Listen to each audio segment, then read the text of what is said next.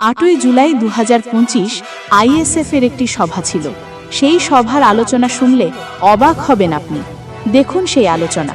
প্রতি মুহূর্তের সঠিক এবং নির্ভরযোগ্য খবরের জন্য চোখ রাখুন এনবি টাইম বাংলার পর্দায়। আমরা আছি আপনার সাথে সবসময়, সত্যের খোঁজে, মানুষের পাশে। তৃণমূল কংগ্রেসের আমলে পশ্চিমবঙ্গে মুসলমানরা সবথেকে বেশি ক্ষতিগ্রস্ত হয়েছে। আজ এক আলোচনা সভায় বক্তব্য রাখতে গিয়ে ইন্ডিয়ান সেকুলার ফ্রন্টের চেয়ারম্যান তথা বিধায়ক নওশাদ সিদ্দিকী এই অভিমত ব্যক্ত করেন। তিনি বলেন, আজ পশ্চিমবঙ্গের জেলখানাগুলিতে বিরাট সংখ্যক মুসলমান কয়েদি দেখতে পাওয়া যাবে, যার বেশিরভাগই নির্দোষ। এই আমলে নতুন শিক্ষা প্রতিষ্ঠান তৈরি হয় না, কিন্তু গত 14 বছরে এলাকায় এলাকায় মদের দোকান বেড়ে যাচ্ছে। আসলে এই দল সমাজের বৃহত্তর অংশকে নৈতিকভাবে দুর্বল করে দিচ্ছে।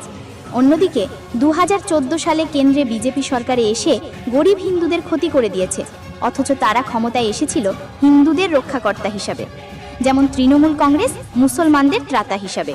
কিন্তু দুই দলই ক্ষমতায় টিকে থাকতে উভয় সম্প্রদায়ের মানুষকে ভাঁওতা দিয়ে চলেছে। উদাহরণস্বরূপ নওশাদ সিদ্দিকী বলেন, ওবিসি সংরক্ষণ নিয়ে তৃণমূল কংগ্রেস মুসলমানদের অবস্থা খারাপ করে দিয়েছে। বৈজ্ঞানিক পন্থা অবলম্বন না করেই তারা সংরক্ষণ করতে শুরু করে।